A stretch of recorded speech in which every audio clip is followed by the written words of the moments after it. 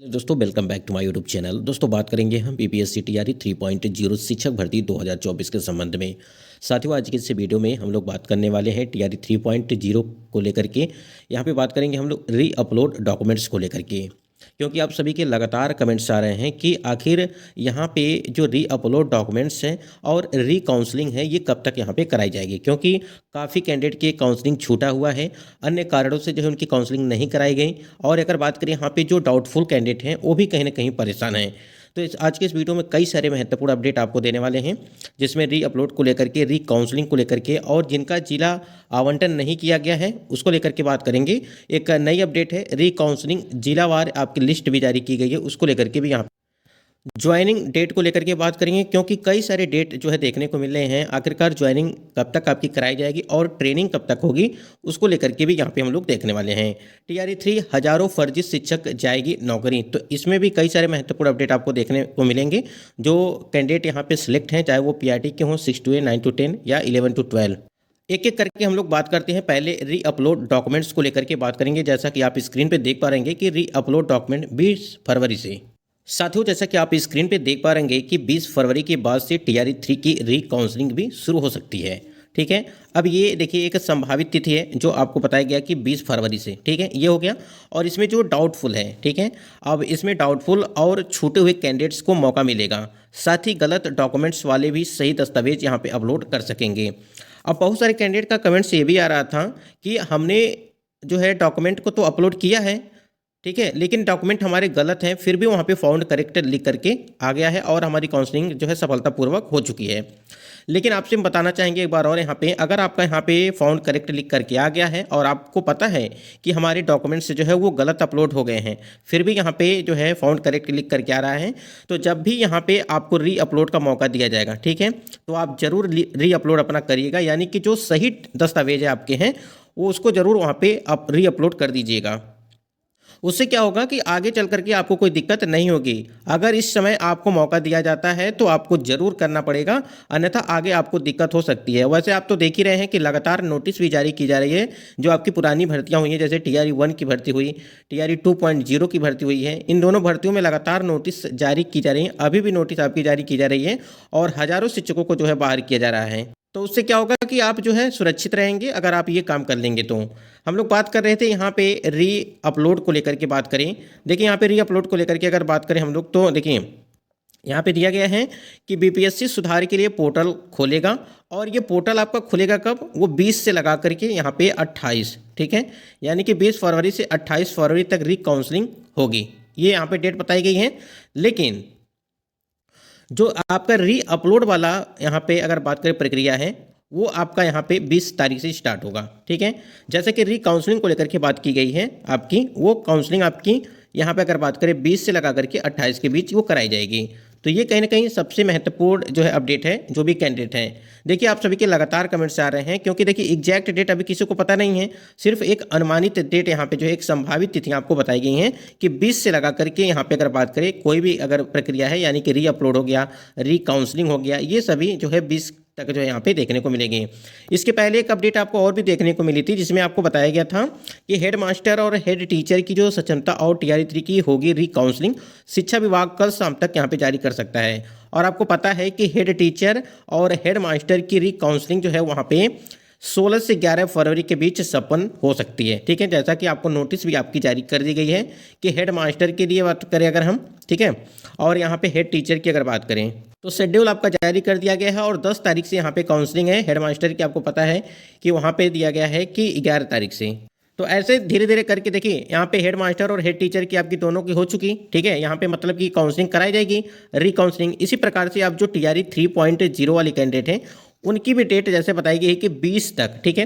20 के बाद कभी भी, देखिए 20 के पहले भी आपको नोटिस आ सकती है इसके संबंध में कि आपकी काउंसलिंग कब कराई जाएगी, कितने मतलब कि जिले में कितने कितने कैंडिडेट हैं और कहाँ पे आपकी काउंसलिंग कराई जाएगी, इसको लेकर के विभागीय आदेश या मतलब कि जिलों से नोटिस आपकी जारी की जाएगी। जैसे आपकी काउंसलिंग कराई गई थी टीआरई 3.0 की, जो कैंडिडेट यहाँ पे सिलेक्ट हुए हैं।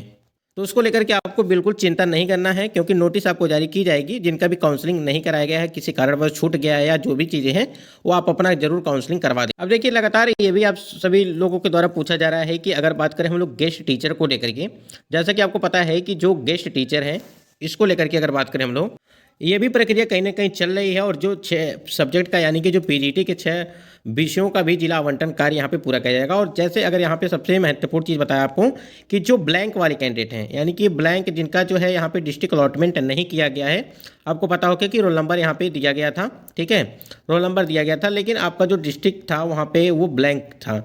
तो यहाँ पर अगर बात करें तो 20 फरवरी तक यहाँ पे आवंटन को लेकर के जो अपडेट है वो उसी जो है 20 फरवरी के पहले जो है वो संभव है।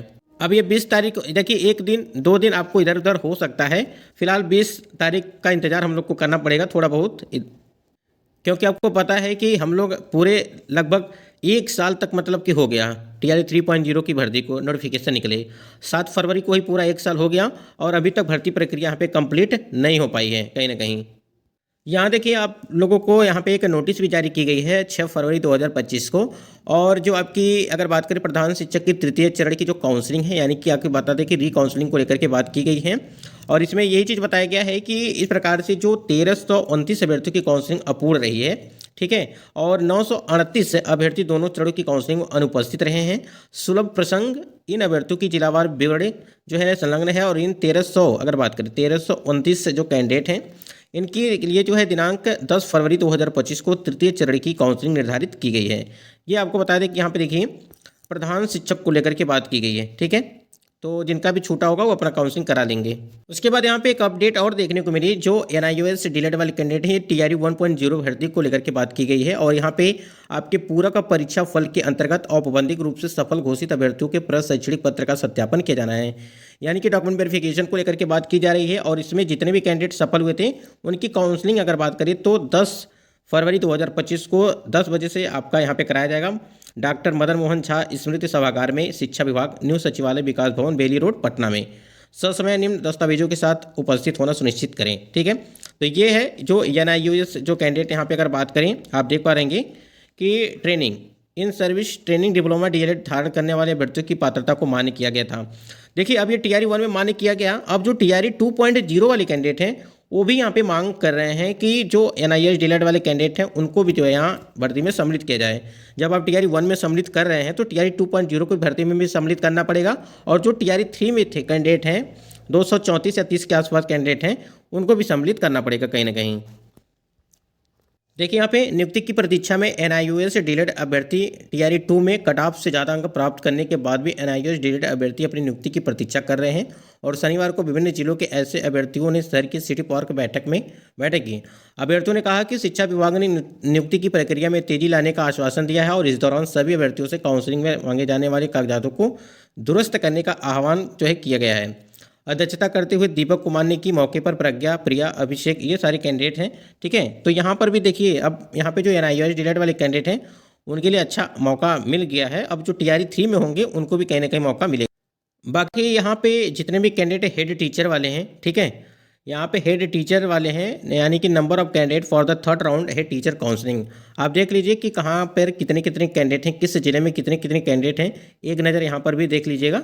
और बाकी हमने अपडेट आपको बता दिया कि कब से काउंसलिंग आपकी स्टार्ट हो रही है। उसके बाद हम लोग यहाँ पे बात करें, अगर TRE 3.0 में हज़ारों शिक्षक जाएगी नौकरी, ये क्या कुछ मैटर है, इसको लेकर के हम लोग बात करने, क्योंकि बहुत इंपॉर्टेंट चीज़ ये है।